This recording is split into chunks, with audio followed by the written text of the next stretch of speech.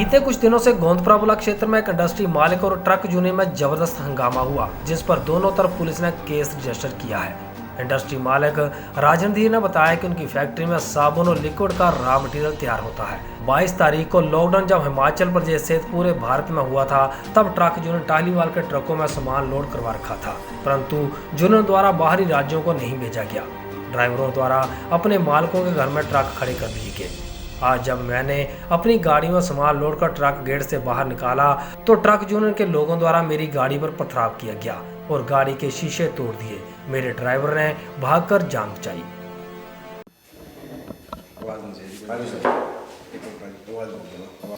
मैं प्रधान Ashok Kumar truck operator union Taliwal आप सभी प्रदेशवासियों से जो परसों घटना हुई है उसके बारे में आप सबको अवगत कराना चाहता हूँ। परसों शाम को एक गोंदपुर जयचंद में हमारे इलाके में मोडलेस इंडस्ट्री के नाम से फैक्ट्री है, जो वो पिछले 6 साल से यूनियन के साथ धक्का करती आ रही है। पंजाब से गुंडे बुलाए जाते हैं और राजनीतिक तौर पर भी कांग्रेस के कुछ अहदेदार वहाँ पे अपना रसूख रखते हैं। वो यूनियन और जहाँ के सभी गांव वासियों को राजनीतिक तौर पे वहाँ पे नौकरी दी जाती है और हमारा जो हक है वो पंजाब के लोगों को दिया जाता है। पंजाब से गुंडे बुलवा कर हमारे यूनियन के लोगों को धमकाया जाता है, ना ही हमें काम दिया जाता है, जबकि उस काम पे हमारे इन 50 गाँव का हक है। हम जब भी बात करने जाते हैं वो पंजाब से गुंडों से हमें धमकाते हैं, फ़ोन पे धमकाते हैं। अभी कल की बात है कि हमारी एक गाड़ी गई कृष्ण बीटन की, हमारे छोटे भाई है, उनकी गाड़ी को कोट गांव में उस ट्रांसपोर्टर द्वारा रोका गया जो परसों जिसकी गाड़ियां थी। हमने वो वीडियो भी आप पत्रकार बंधुओं को दे रखा है, जो उन्होंने परसों रात को गुंडागर्दी और हुड़दंग मचाया था, जिसमें उन्होंने जीत के नारे लगाए थे। हमारे पेट की जो हमारी भूख है, हमारी थाली उठा के एक तो बाहर के राज्यों को दे रहा है जैन इंडस्ट्रियलिस्ट, दूसरी हमारे ऊपर नारे लगवाए जा रहे हैं और हमारी गाड़ियों को पंजाब में रोका जा रहा है। वहाँ पे रोक के हमारे ड्राइवरों को धमकाया जा रहा है कि अपने मालिकों को बोलो इधर गाड़ियाँ नहीं आने देंगे, मार देंगे, काट देंगे। हमारी प्रशासन से हमने यूनियन की तरफ से प्रशासन को भी अवगत कराया है। प्रशासन ने भी हमें भरोसा दिलाया है कि कानून के दायरे में रह के जो भी कार्रवाई होगी वो की जाएगी। कोई भी जो भी गलत होगा। हाँ जी, परसों रात को जो घटना हुई थी, परसों रात को जब हम जहाँ से गए, हमारे 4 लोग इंडस्ट्री में गए और एसोसिएशन के 4 लोग आए, इंडस्ट्री एसोसिएशन के, और इंडस्ट्री ओनर थे। उनके साथ हमारे प्रशासनिक अधिकारी डीएसपी महोदय और एसएचओ महोदय भी थे उस मीटिंग में। हमने सिर्फ काम मांगा था उनसे, काम की बात करने गए थे, जबकि बाहर से पंजाब से ट्रक ला के उन्होंने भर के खड़े कर रखे थे। हमने उनसे रिक्वेस्ट की कि हमारी ही गाड़ियाँ आप भरो, हमें काम दो। वहाँ पे सारा प्रशासन की मौजूदगी में सारी बातें तय हो गई थी हमें काम देने के प्रति।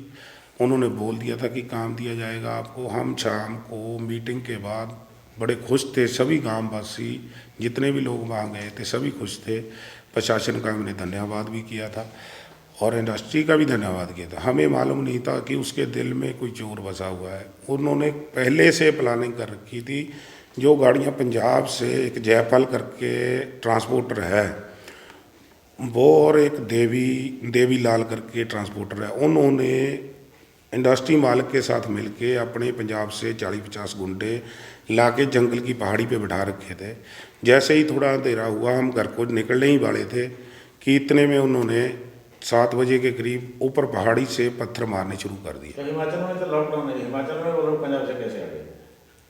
अब ये तो फैक्ट्री मालिक ही बता सकता है जी, उन्होंने बुलाए हैं, पहले भी वो बुलाते हैं समय से। रास्ता तो है नहीं। फैक्ट्री मालिक ने, हमने प्रशासन को इसके बारे में भी अवगत कराया है। बिना किसी परमिशन से, सरकारी परमिशन के उन्होंने एक अपना ही हाईवे फैक्ट्री के बैक साइड से पंजाब के सीमा तक निकाल लिया है और किसी को भी लॉकडाउन में किसी प्रशासनिक अधिकारी को कोई खबर नहीं है इसके बारे में। उसकी फोटो लेके हमने जो भी हो सकता था प्रशासनिक अधिकारियों को दे दिए हैं। वो इलीगल रास्ता के अधिकारियों को दिखाया गया है। हमने उनके स्नैप लेके अधिकारियों को दिए हैं। उन्होंने बोला था कि इन पे कार्रवाई की जाएगी। वो रास्ता का कहाँ निकला है? उन्होंने हिमाचल से सीधा फैक्ट्री के बैक साइड से जंगल के रास्ते सीधा पंजाब में एंटर करवा दिया है और 3 गाड़ियों चौड़ा जितना एक पूरे का पूरा जो खड्ड होती है, खड्ड को बंद कर दिया गया है, बांध लगा दिया गया है। आप जाएंगे भाई जी उधर, आप वीडियोग्राफी करके देख लेना कि कोई छोटा रास्ता नहीं है। उसको निकालने में 15 से 20 दिन लगे होंगे 5 मशीनों के। क्या वो रास्ता पीडब्ल्यूडी द्वारा मान्य प्राप्त है? नहीं, ऐसा कोई भी किसी भी अधिकारी से कोई मान्यता नहीं ली गई है उसके बारे में। फैक्ट्री ने लॉकडाउन का फ़ायदा उठा के हमारे लोगों को तो उधर जाने भी नहीं दिया जाता था। एक दिन गए थे तो हमारे लोगों को धमकाया गया, अगर इधर आएंगे तो आपको मारे पीटेंगे। पंजाब की गाड़ियाँ आपकी, जबकि हमारे साथ में लगते गांव है भाई जी उधर रोए जी। पंजाब की गाड़ियाँ आपकी यूनियन के अंदर दूसरी यूनियन में नहीं दाखिल हो सकती, ये कैसे आ रही है? मैंने जैसे पहले बताया ना कि जो इंडस्ट्री का मालिक राजनधीर है वो पंजाब से गुंडे साथ ला के गाड़ियाँ धक्के से भरते हैं और हमारे लोगों को धमकाते हैं। जब भी हम बात करने जाते हैं तो हमें मारने तक की धमकियाँ दी जाती हैं। हम कई बार, एक बार नहीं सैकड़ों बार उनसे बात कर चुके हैं, उनसे बैठ के, पर हमें काम नहीं दिया जाता। जबकि हर तरह की फैसिलिटी हिमाचल गवर्नमेंट दे रही है। हिमाचल के जो 50 गांव, उनके साथ सैकड़ों बार मीटिंग कर चुके हैं, पर हमें कभी भी काम नहीं देते ये। अगर इन्होंने 4 दिन काम दे दिया हमें, 5वें दिन बंद करके पंजाब से गाड़ियाँ लाते हैं ये। अभी प्रशासन से आप क्या मांग करते हैं? हम प्रशासन से इतना ही हमारी बेनती है कि जो हमारे ऊपर पर्चा हुआ है, पर्चा हमारे ऊपर ना करके इंडस्ट्री मालिक पे किया जाए। जबकि उन्होंने रेड जोन से गाड़ियां मंगवा के गढ़शंकर और नवांशहर एरिया रेड जोन घोषित कर रखा है सरकार द्वारा। वहाँ से गाड़ियां आके हिमाचल में लोड हो रही हैं और उस उद्योग में हमारे भाई बहन ही काम करते हैं। उन गाड़ियों के साथ कोई भी वायरस किसी तरह का आ गया तो हमारे पूरे एरिए में फैल जाएगा भाई जी। हम प्रशासन से चाहते हैं कि उस इंडस्ट्री मालिक पे कार्रवाई की जाए और जो लोग रात को उस वीडियो में अपने नाम लेके नारे लगा रहे थे कि हम जीत गए या हमने इनको ऐसे कर दिया, धक्का मुक्की कर रहे थे, कृपाने दिखा रहे थे, उन पे सख्त कार्रवाई की जाए, पर्चा किया जाए उन पे। ट्रक यूनियन को धमकाने के लिए मैंने साजिश रची है जी। वो मैं क्यों रचूंगा, मैं उनको क्यों धमकाऊंगा? वो रेगुलर मेरे साथ काम कर रहे हैं, धमकाते तो वो हैं। ये सारा एटीट्यूड ये उनकी तरफ से होता है। एडमिनिस्ट्रेशन के लोगों के सामने भी वो धमकाते हैं, उनको उनकी परवाह नहीं है, वो किसी को कुछ समझते नहीं। लॉ एंड ऑर्डर से सबसे ऊपर सुप्रीम वो अपने आप को समझते हैं। मुझे ये समझ नहीं आती वो अथॉरिटी कौन है मेरे ऊपर डिक्टेट करने वाली। उनको किसने राइट दिए कि वो 100% माल मेरा ढोएंगे? ये हक किसने दिया? कौन से कानून के आधार पे वो मेरे ऊपर ये सब शर्तें इम्पोज कर रहे हैं कि रेट भी हम डबल लेंगे, माल भी हम 100% तुम्हारा ढोएंगे, बाहर से गाड़ी नहीं लेके देंगे? ये मुझे तो समझ नहीं आती। सर उस दिन के इंसिडेंट बारे में बताइए जो उस दिन हुआ कि गाड़ी पे स्टोन वगैरह फेंके गए, तो कौन लोग थे? वो ट्रक यूनियन के लोग थे, वो सबको पता है। वो पिछले 36 घंटे से फैक्ट्री के बाहर बैठे थे। वो जैसे ही गाड़ी हमने बाहर फैसला करने के बाद जैसे गाड़ी बाहर मूव की, उन्होंने अपना ट्रक स्टार्ट किया। वो वीडियो में दिख रहा है, कैमरे के सामने ट्रक लगाया, उसके बाद पथराव करना शुरू कर दिया। ये सब जो हैपनिंग हुई है ये पुलिस के SI साहब के सामने हुई है। उन्होंने ऑब्जर्व किया, उन्होंने खुद अपनी जान पत्थर बजने से बचाई। उन्होंने ही थाने फ़ोन किया, उनकी तरफ से ही कंप्लेंट है कि ये एपिसोड ट्रक यूनियन ने ये सब कुछ कर दिया। ये सब हरकत करके वो अपने ट्रक्स और गाड़ियाँ लेके सब भाग गए। तो आपके साथ समझौता तो आपस में हो गया था ट्रक यूनियन का और आपका प्रशासन के सामने? हाँ, DSP सामने। हाँ, तो एक्सेप्ट था दोनों? वो दोनों का एक्सेप्टेड था। वही तो सरप्राइजिंग है कि इन लोगों का, जो लोग फैसला करके गए, बात करके गए, आपस में कोई इत्तेफाक नहीं है, आपस में ही इनका एक बात नहीं है। कोई बंदा कुछ बोलता है, कोई कुछ बोलता है। अब जिन्होंने वो ट्रक तोड़ा वो इनकी नहीं मानेंगे या उनको फैसला मंजूर नहीं था, मुझे नहीं ये पता। वो किस किस जिद पे अड़े थे। सर कितने आदमी थे यूनियन वगैरह के? ये तकरीबन 150 आदमी था जो पिछले 36 घंटे से सारी लॉकडाउन की ये उसको नियमों को ताक पे रख के ये दरियाँ बिछा के यहाँ बैठे थे। रात भर एक एक गाड़ी में 10-10 लोग रहे हैं, पूरी रात यहाँ इन्होंने पहरा दिया है, अंदर इन्होंने दारू पीते रहे हैं। अच्छा सर, रास्ता बनाया जो आपने किस कारण बनाया है? ये लोग पिछले 36 घंटे से मेरी कंपनी का गुड्स मूवमेंट नहीं होने दे रहे थे, बाहर बैठे थे, मेरी कोई गाड़ी नहीं जाने दे रहे थे। एमरजेंसी कैटर करने के लिए मैंने जो पंजाब में जो ऑलरेडी रास्ता एग्जिस्ट करता है उसमें लैंड फिलिंग करके उसको मोटरेबल रोड बनाया ताकि मैं अपनी एमरजेंसी गुड्स यहाँ से निकाल सकूँ।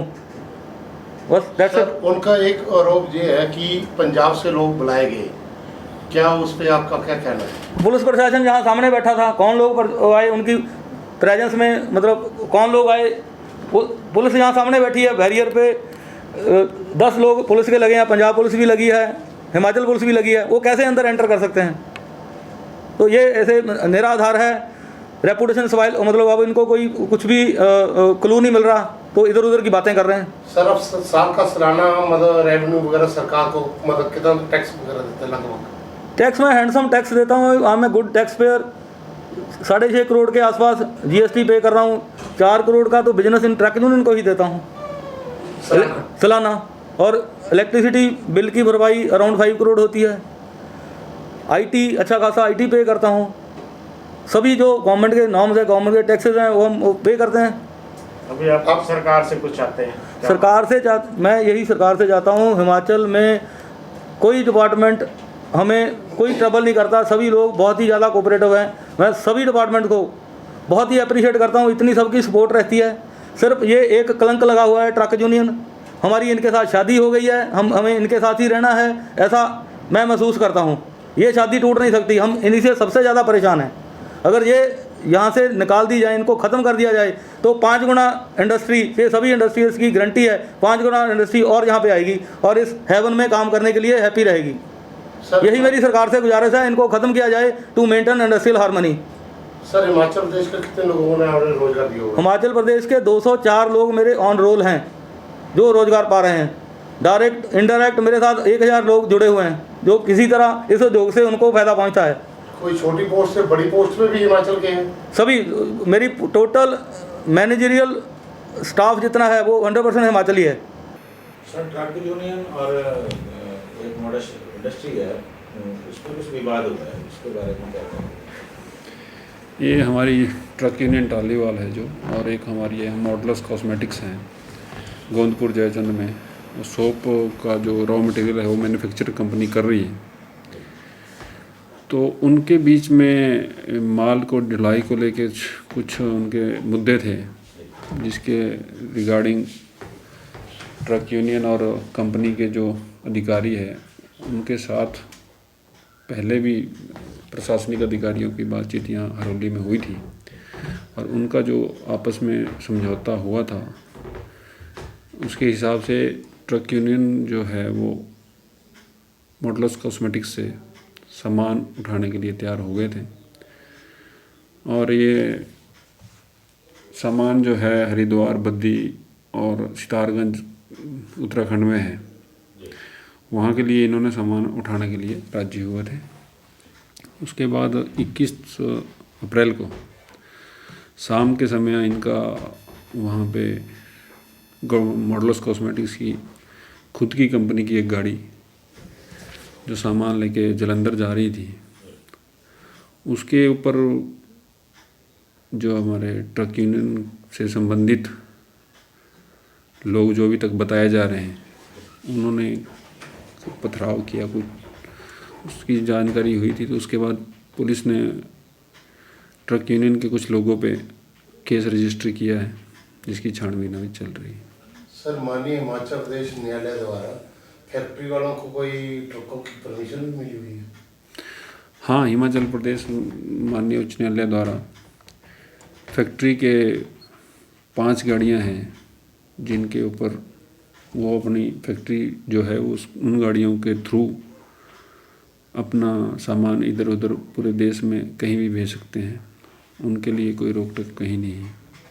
सर किन किन धाराओं पर फैक्ट्री या ट्रक यूनियन पर मुकदमे दर्ज? ये ट्रक यूनियन का जो विवाद 21 तारीख को हुआ था, उसमें ट्रक यूनियन टॉलीवाल पे